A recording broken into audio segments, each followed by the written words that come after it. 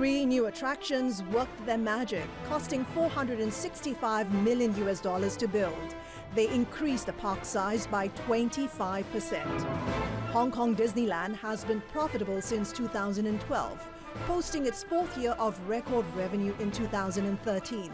But ticket sales still pale in comparison to its bigger brother in Tokyo. This park, though, is confident of reaching for the stars. After 8 long years, Hong Kong Disneyland managed to post a turnaround in fiscal 2012 and became profitable. As managing director, how hard did you have to work to make that happen? I wish there is one silver bullet, that can solve, questions. But in fact, our whole team actually have worked, very, very hard on a lot of different things. We also look at expansion. In fact, expansion... Was that the key pillar of your turnaround strategy? It was the key pillar. It was indeed a key pillar. And it really set forth, the solid foundation that we can build on and to be successful. And speaking of expansion, you've added new attractions like Toy Story Land and Mystic Point, partly funded by the Hong Kong government, which owns about 52% of the park. Yeah. How much did you spend to add in these new attractions? Altogether, we invested more than $500 million jointly, both Hong Kong government and Disney shareholders to fund that huge investment. That investment comprised of 3 theme lands that you have probably visited, Toy Story Land, Grizzly Gulch, and Mystic Point.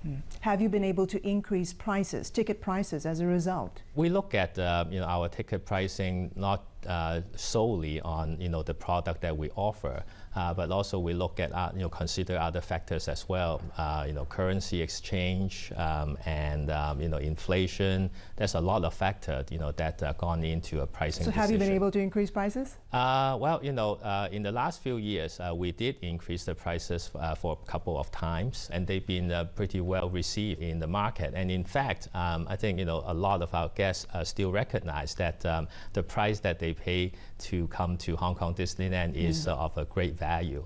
Well, despite the expansion, Hong Kong is still the smallest of all Disney parks. When you compare things to Japan, Florida, France, California, you think the turnaround you're seeing in Hong Kong is sustainable? The success of any theme park, is not solely just based on the size. It's really about its content. And we also know that our consumer come here because of our content, because of the Disney stories, because of the Disney characters that they really like, and that's really the major driving force. And in the last few years, because of the expansion, we actually got a lot of content into the park. So Toy Story Land is a really prime example of a well-known franchise. So as long as you have the right content, it can drive visitations and demand. Well, your efforts seem to be paying off, because Disneyland Hong Kong posted 2 consecutive years of profit, pulling in a record 7.4 million visitors last year. How do you expect to do this fiscal year? Can you do another record year? Well, certainly, within this region, the whole theme park industry is still a very young industry, and because of the rising income, because of the rising social economic situation, we expect the demand within this region will continue to rise, and we hope that our theme park be able to grow with it. Will it be another record year? Well, we will be announcing our results, after we finish our fiscal year. So by then, you will know. More than half of your visitors come from the mainland, correct? Yes. Well, about 47% last year. Yeah. But there are clouds on the horizon, with Shanghai Disneyland set to open next year. You think that's going to affect attendance at your park? Well, I got asked a lot about that questions, and the fact is that what we believe is when Shanghai Disney Resort opened in 2015, it is going to increase the Disney brand equity within this region. So what we believe in the long term, both parks are going to benefit from the opening of Shanghai. What about the near term? The near term, I believe that we have strong enough demand within the region to sustain our growth. This is a really big region. We're talking about Asia And China alone, obviously, it has a lot of demand. It has a lot of buying power, and and Asia and Hong Kong, as well as southern part of China, also have a lot of potential. So just to clarify, you don't think Shanghai Disneyland, when it opens next year, is going to affect your park attendance? No, not at all. No. You're confident about that? Yes. What are you doing to stay competitive? Again, back to the content. What do we offer that is different than our competitors? That is the that is really the key. And this is why we work very, very hard as a team together every day to find ways that to do things just better than our competitors. Can you be a bit more specific? I mean, that's a bit vague in terms of how you want to stay competitive. How you plan to do so? How do we anticipate our guest needs? That's the number one. You're talking about the experience. That's right, the experience itself. What can we do to really surprise them, and in a way also to up the game of theme park. You don't think Shanghai Disneyland is going to be able to do that, offer the same experience? Well, Hong Kong has our own uniqueness. Hong Kong is a international city. It is one of major Asian cities, and we have guests came from both mainland as well as Southeast Asia. Will you be adding new attractions? Yes, we will.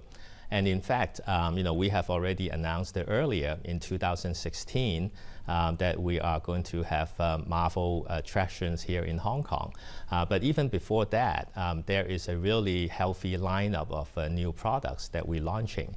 So for example, this fall in October, we are going to launch a brand new nighttime parade. It's called Disney Paint the Night.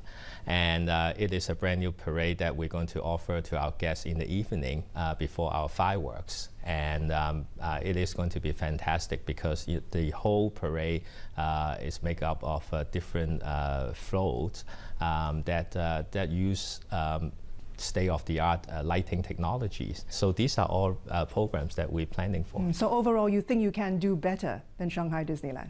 Well, we are going to hold our place, in this part of the world. I think, we are not going to compete with, Shanghai Disneyland. I think, the two parks, they all have the market to serve, and I believe that, because of our location, because we are in Hong Kong, I think we are much more well positioned to serve the market around Southern China, Hong Kong, and Southeast Asia, and obviously Shanghai, they have their own market to serve, and so in the long run, both parks are going to be successful. But secretly, you want to beat Shanghai Disneyland? Well, I think we really want to take care of our guests. I think that's really the number one priority for us, is to take good care of guests coming here to Hong Kong Disneyland, so they will become our fan and keep coming back. I'll take that as a yes. Our focus is on the fans. It's on our guests.